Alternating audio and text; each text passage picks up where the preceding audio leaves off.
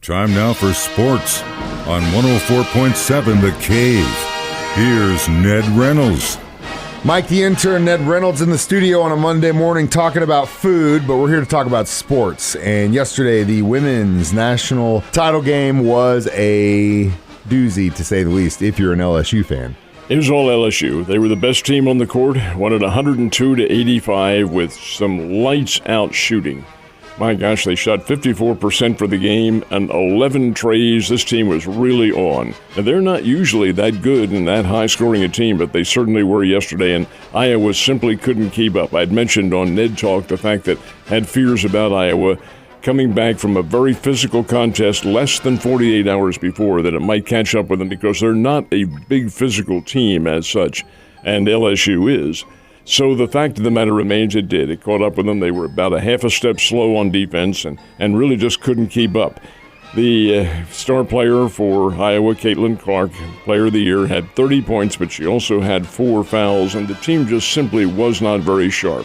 LSU was the better team. Kim Mulkey, their coach, her 4th national championship, which is nothing short of outstanding.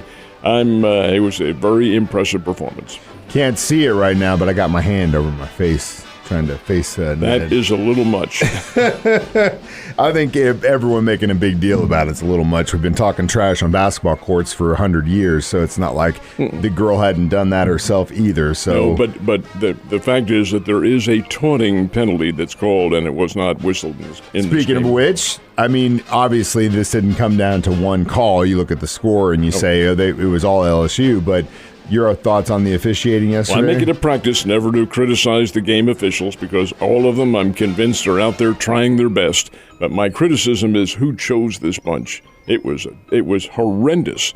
The officiating in the game, they called 37 fouls in this game. It slowed the rhythm, didn't decide, don't get me wrong, did not decide the winner. LSU was clearly the better team. But 37 fouls, 18 on LSU, 19 on Iowa. And a couple of technicals one was a non-technical and the other was a technical that absolutely defied belief, in my opinion. I'm not listening to the announcers. I've got the audio turned down. Did not call a foul on Kim Mulkey, who made contact with the official in an argument. Now, you can't do that. You can't touch that official, even if it is inadvertent, which it obviously was. You can't touch him. That's an automatic technical. Caitlin Clark, on the other hand, has the ball cradled in her arm on a timeout and flips the ball behind her back over to the sidelines. That was a technical foul. That's what on earth is she being teed up? Well, the official must have thought that Clark, was showing up the official. Well, if that's the case, if that's the interpretation, you warn that player first. Don't do that again. I'm going to call it on you next time. Because it's also a personal foul. Mm-hmm. That gave her 4th personal foul. That was totally uncalled for. I thought they lost complete control of the game. 37 fouls, slowed the rhythm. Horrendous. Just horrendous. But again, don't get me wrong, did not decide the outcome of the game. That was all LSU. They deserved to win it. Just a thought. You think that was done kind of so they could milk as much time on that game as they possibly could? Because that definitely slowed it down. It made it longer. That was the reason they played in the afternoon, because ESPN has the Sunday night baseball, and they did not want that to be disrupted. So, no, I don't think they were looking to delay the game or anything like that. I just think they were a very poorly chosen crew of officials. Interesting.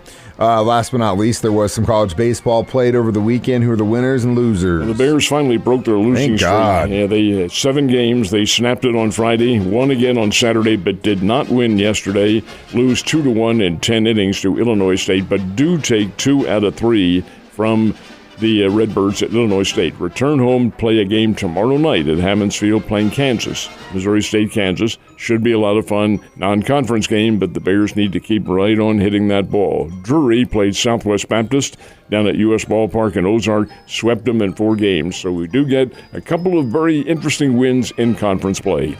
Big game tonight. Great basketball again. Again, yesterday it was nice to see the women's title game, but tonight the men are on the court, and you got any chocolate chips on this one? No, not going to play this one at all. Connecticut, San Diego State. Nobody, or I can't say nobody, but very few would have had them in the championship game, let alone the Final Four.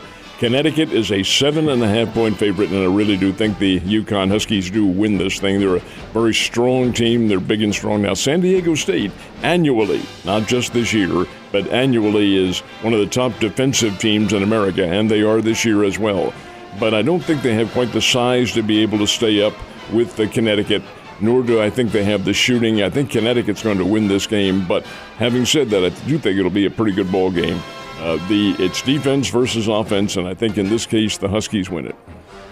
We'll see. You are right on the money in the fact that nobody could have picked this one. Nobody.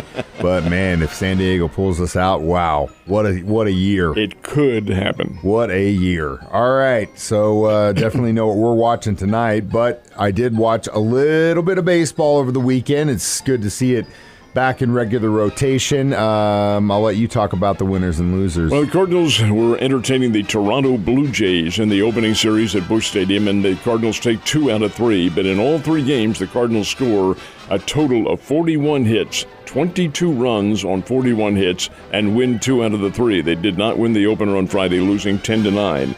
But that's pretty good. Cardinals have their offense intact. I'm not tremendously impressed with their pitching, but hey, if it gets the wins, that's what counts. Cardinals will entertain the Atlanta Braves in St. Louis tonight. The Royals, isn't this typical Kansas City? They have a great spring come, and they've lost now their first 3 games of the season, all at home. Lose to the Minnesota Twins yesterday. First 2 games were both 2-0. Yesterday was 7-4. The Royals finally got some offense going, but wasn't enough to stop Minnesota. So Kansas City begins the season at 0-3, and they entertain Toronto tonight. Toronto just goes across I-70 into Kansas City to play the Royals in a 4-game series. So both the Cardinals and Royals underway, and the season has a long way to go. Can't wait. And, of course, there was some racing going on Sunday. This time, NASCAR goes to the short track. Short track in Richmond, Virginia. This first of 3 straight events on a short track. And Kyle Larson gets the win, as you would expect, on a 3/4-mile track. They had a lot of spinning and a lot of wrecks and so forth and so on. But Larson came away with the checkered flag in a heck of a race, and a big crowd on hand in Richmond to see the event. So the first of 3 short track events, but they all count. They're all in the point standings, and it's Kyle Larson who gets the win. Ned, you have a wonderful day, and don't go racing anywhere, sir, so I can see you tomorrow.